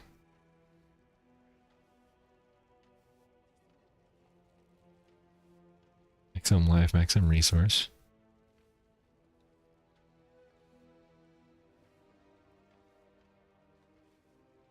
Oh wait, what was that one? Oh, this one added an aspect. Dodge chance, fortify for life. It's fine. This one... Let's see, what did this add? Oh, that was another weird thing. In the PTR at least, when you... Almost every single time you sanctified something, it told you at the bottom, like right here, what it did. Like if it had an affix, if it replaced an affix, if it made it indestructible, like those things it would literally say in white text down here. If it gave you an additional aspect, it wouldn't tell you. It would just be blank. And then you'd have to look at the item to see exactly which aspect it added. So hopefully that changes going into Season 11. Let me see, what did I do here? Resource cost reduction on that. Which is, yeah, new affix added. And you could see it in the white text right there. It literally said new affix added. Items indestructible. New affix added. I didn't even look, because I think I was trying to get something specific. New affix added. And then... Oh, there you go. There's a perfect example of the amulet. So this is a... Obviously, item level 800 amulet on the PTR at the time. It has 98 intelligence. It's not a percent. It's just a flat 98%. Or... It's just a flat value of 98. So keep that in mind, guys. If looking at your amulets and you're like, wait a minute, where's my percent? It's basically gone. But as you can see, I'm at 2400 int regardless of missing that. And I want to say my items weren't exactly great. Like I'm running around in like 2 mythics, obviously. Evan Piercer for the amulet, and then just random legendaries, which were decent, but nothing overly substantial. And I only had like 215 Paragon, and I still had 2400 intelligence. That's without the added percentage. So versus here, I have 2400. Although granted, I would say the majority of my items, because they're chaos armor or uniques, yeah, they don't have any int or any dex whatsoever.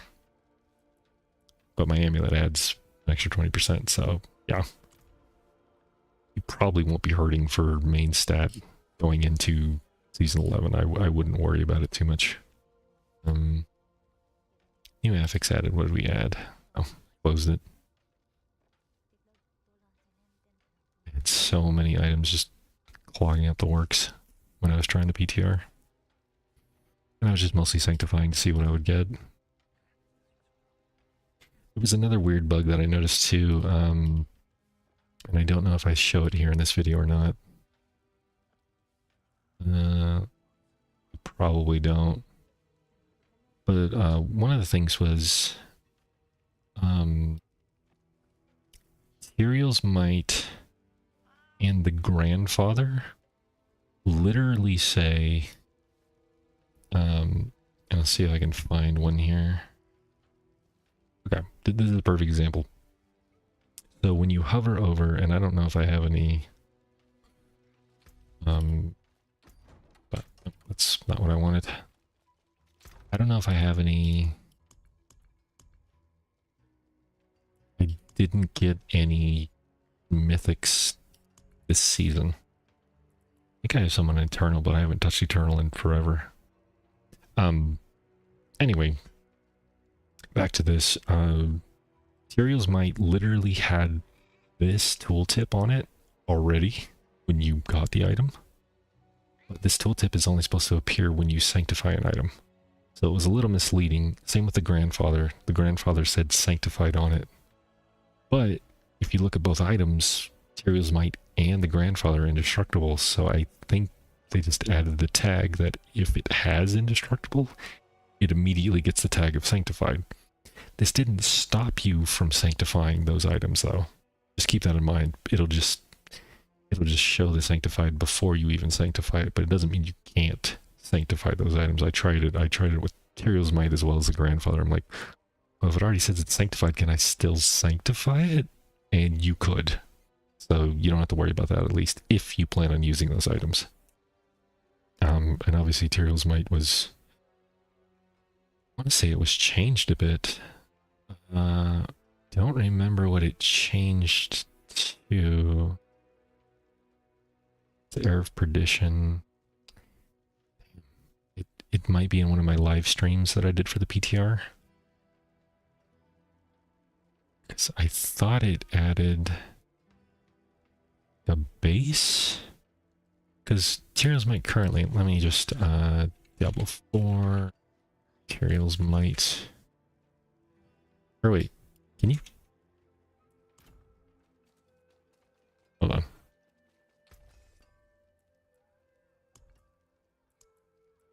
Oh, right, it's the myth.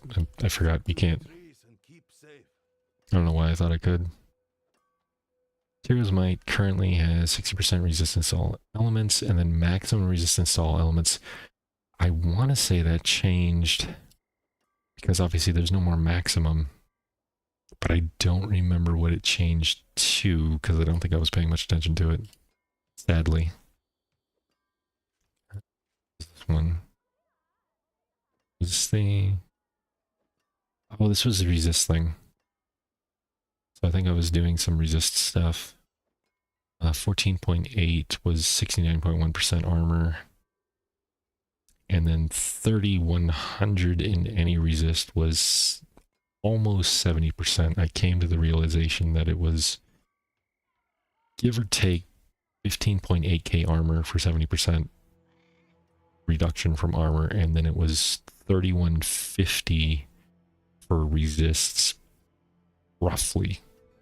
If you go with those numbers, 15,800 armor will give you 70% reduction. 3,150 will give you 70% reduction for that resist. And then you, obviously there's diminishing returns, but the higher you go, the more resist percentage you'll get. So, I think, see, I want to say I was doing like some kind of weird experiment where I wanted to see how high I could get a specific resist. I got it to like over 10,000. I think it was like 15,000 resist or something. It was something insane. but it was only like 80% reduction, if I remember correctly. And I was like, well, damn, that is some horrible diminishing returns. Let me see. Yeah, 3,460 resist was 71.4%. So I only gained like 1 extra percent for an extra 300 resist, flat resist in the thing. So yeah, something to keep in mind of. No, that's not what I wanted. It's my recordings, which obviously you can't hear because I have the volume. Well, the volume's not playing over recording anyway. Oh, this was where I was looking at the affixes for... I was looking at the affixes for a amulet. Since they added the life on hit, life on kill, stuff like that to like basically everything again, and they buffed them. They also added the physical resist, everything else. So there's even more affixes to roll in an amulet, so you're going to be even more angry at it. And it's even worse that it has 4 because finding what you want is just going to be a pain in the butt even more. And I am just one of the unluckiest players when it comes to amulets. So that's just me. What was this? Oh, this was the reputation vendor. Let me see. No, nothing major there. Okay. So yeah. Basically that's it. Unless anybody has any questions going into Season 11, obviously. But I'm personally looking forward to myself.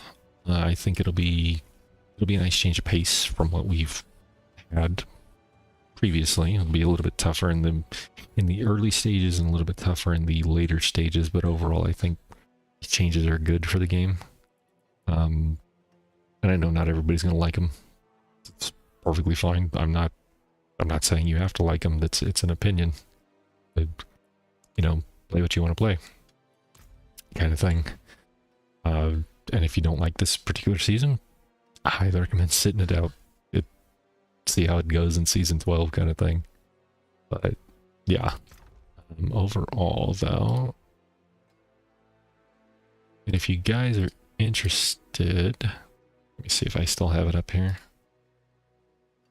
This obviously I'm in the forum all the time if you guys ever want to come by and talk, but I always do what I call the Iggy notes on the forums. I'm the guy that writes all the Iggy notes. So I did it for, I also have I love doing TLDRs. That's kind of my shtick. I did it for the Rob's interview and Rax's interview. So I kind of took out all the fluff of what they were saying, kind of cleaned it up a bit, and then just made my own version of what they were saying. And I have the full transcript, don't get me wrong. In fact, the full transcript's like, I can show it to you. This is going to be horrible, but like the Rob interview, for example. Scroll all the way up. I did a video on it, but his first question, and I wrote out like the full transcript for it. So, and then my own TLDR version of what they said is essentially what I do.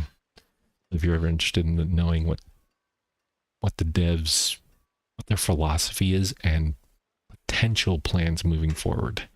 Obviously nothing was set in stone during these interviews except for a few things that they went over. It's just changes coming from the PTR as well as Solo Self-Found being announced. They did have some things that they went over, which was actually nice, and we got to know their philosophy in terms of what they plan to do going forward. So if you guys are interested in that, I highly recommend watching. Well, obviously I would recommend watching my videos, but the originals are just as fine as well to get an idea of what they're going through and what they were talking about. Rex did a great interview for just general philosophy of the game and how they plan on doing things, how they've done things, and how they plan on doing things moving forward.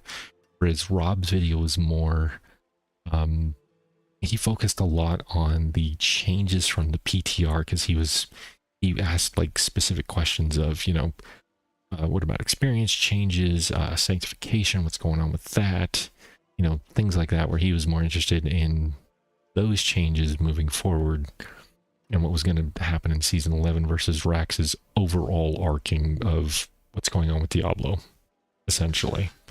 Both interviews were, in my opinion, good. I kind of liked Rob's a little bit more just because he's gotten to more specifics of what I was interested going into season 11.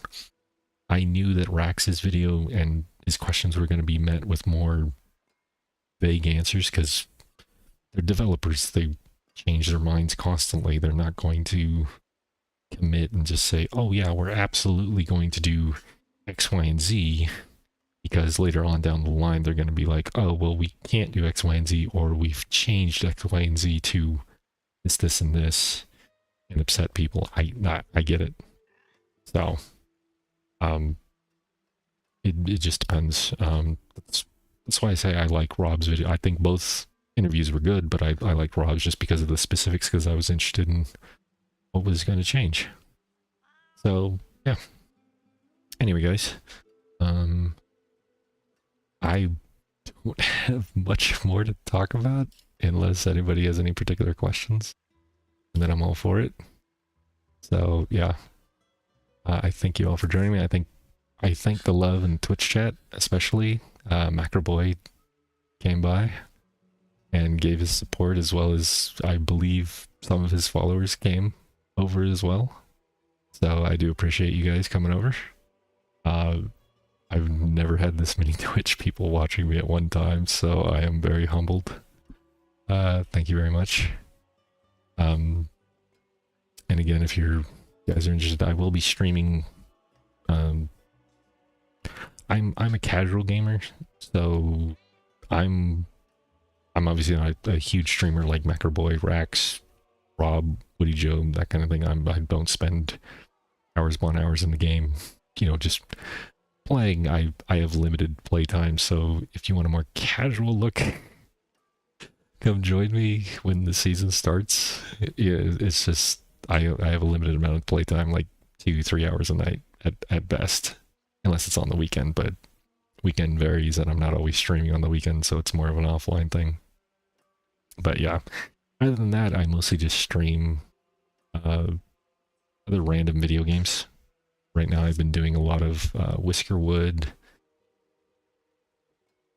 I've been playing off the Game Pass, so I know people are up in arms about the Game Pass, but I've been playing, what is it, Whiskerwood, Monsters Coming Rocket Road, various different games here and there. So if you guys are ever interested, come by, or if you just want to talk about Diablo, that's cool too.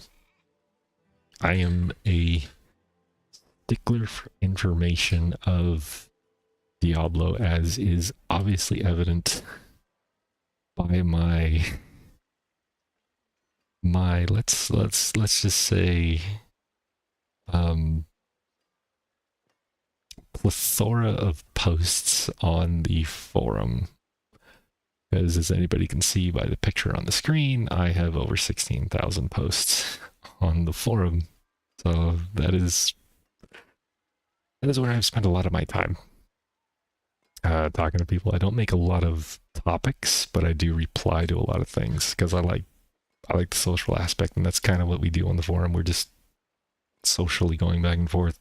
Yeah, there's a lot of complaints, there's a lot of various things, a lot of criticism on the forums for sure, but it is what it is. We're kind of like a small knit group, but doesn't mean more people can't join in. So we do all sorts of fun things on the forum, like getting banned for saying certain things, and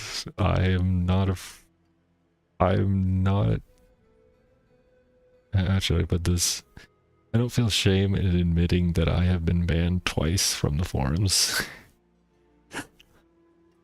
Suspended, excuse me, not banned, suspended from the forums. I heard on the third one, you get a chocolate sundae. So, yeah. You say the wrong thing at the wrong time, and a CM comes by and suspends you, and then you lose some of your privileges, like being able to post pictures or videos. So I've been through that enough times to know that I gotta be more careful with my words. No. It's not like I said anything horribly wrong, and it wasn't against a particular person. It was just one in particular was for a it was for a mount armor, and I don't even know if I have it. Somebody posted it on the forums, and it was a mount armor. Let me see if I can. I don't think I have it, because I don't think I ever bought it. But it was a mount armor that basically had ridges like on the saddle itself. And my comment was, and this is kind of similar to what it was, my comment was ribbed for her pleasure, and apparently that was enough to get me banned in the forums. So, or suspended, I'm sorry. I was clearly making a joke. The CMs didn't find it that way, and I got suspended for it. I don't even remember what the first time it was I got suspended for, but yeah. I just thought it was funny. Like, I wonder if it's even here in the ones that I don't have. But it was something that looked interesting, to say the least. And the first thing that came to mind was that horrible commercial. For us older people, we know the rib for your pleasure commercial. So, yeah.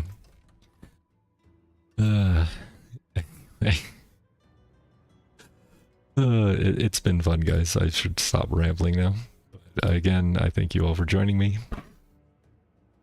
It was fun. Thank you guys on Twitch. Thank you guys on YouTube. I was trying to get to everybody as I could. But yeah, I'll see you guys in Season 11. If you have any questions about what's coming, in Season 11, I'm sure most of you have probably, if you're currently watching my stream, you've probably already been keeping up to date. Which, you know, I mean, I keep up to date on the game constantly, so we'll see what they announce at the Game Awards, and then we'll see what changes come moving forward. I'm genuinely looking forward to it. I'm still skeptical. I keep an open mind, but I stay skeptical on changes made to Diablo 4 in general. I'm not going to be one of the negative Nancys, but I'm also not going to join the hype train either. So I keep it mostly objective. I try to skirt that line of, well, they changed this, but at the same time they also changed this, and I'll give you my opinion on it, where it's like, okay, I like this, but I don't like this. I think this is a bad idea. I think this is a good idea, kind of thing. So I'm not gonna go down the route of, oh, this is absolutely horrendous and this is gonna be the worst season I've ever played. But I'm also not gonna be like, oh, this is the best season. They've changed so many things for the better and it's gonna be amazing. No, I'm just gonna be skeptical and be like, I'm just gonna see where it goes. I'm gonna play it. I'm gonna see what I like about it, and then I'll give my criticism on it.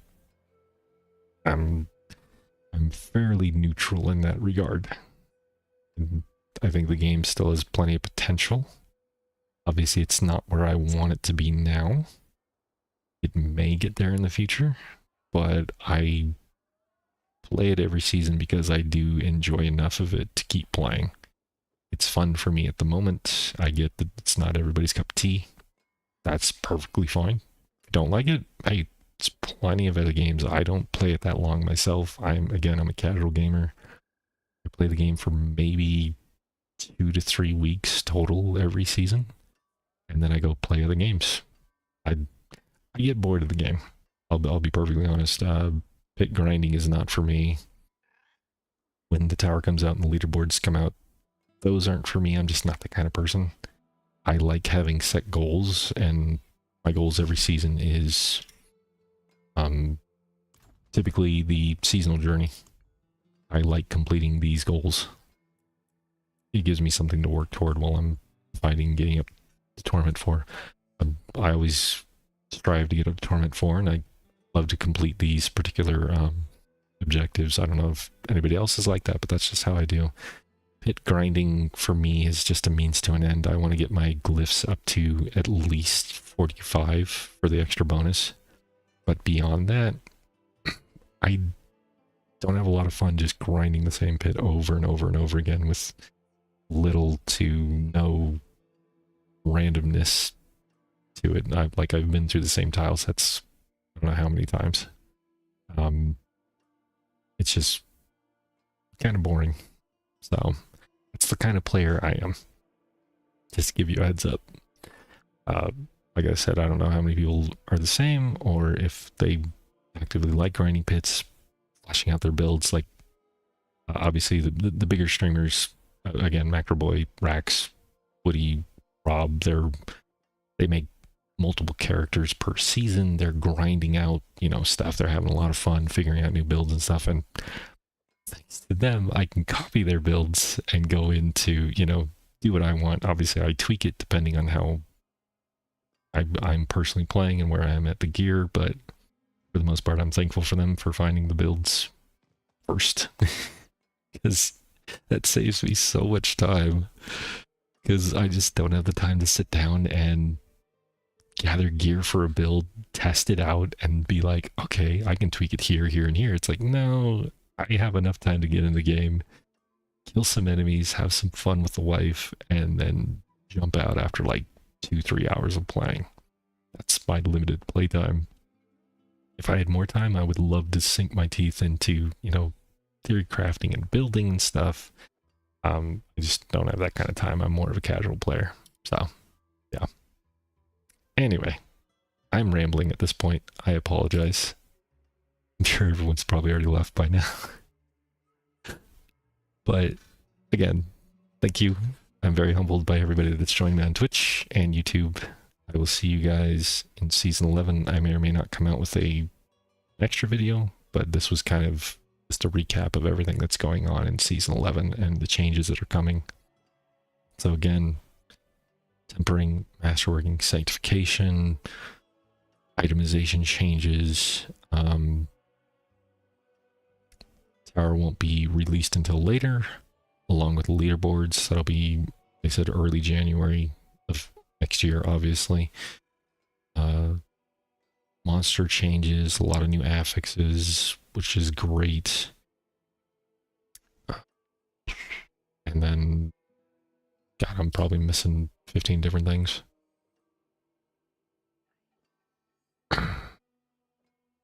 Oh, toughness, right? Leveling changes, season ranks from the season journey. Various class changes, obviously I'm not going to go over those, but yeah. In any case, I am out. Again, thank you all for joining. I've said that probably 15 times by now. Sorry. I tend to ramble, but I tend to talk too much when nobody's talking back. So, I do better with people talking to me. I promise. But yeah. Thank you again for the support. I appreciate it. And I will see you guys probably when Season 11... Not when Season 11 starts, because it'll be at a time when I'm probably just about to head to bed. But the next day, Friday, I will definitely be streaming then. Which, I get it. So does everybody else. So, if you guys want to stop by and have a chat, figure out what's actually going on in the season. If you aren't playing the season, and you just want to see what's going on, by all means, drop by. Doesn't have to be me, obviously. Pick your favorite streamer. Go from there. But, yeah. I am out for the night, so thank you for joining once again for the umpteenth time. I will see you all Later.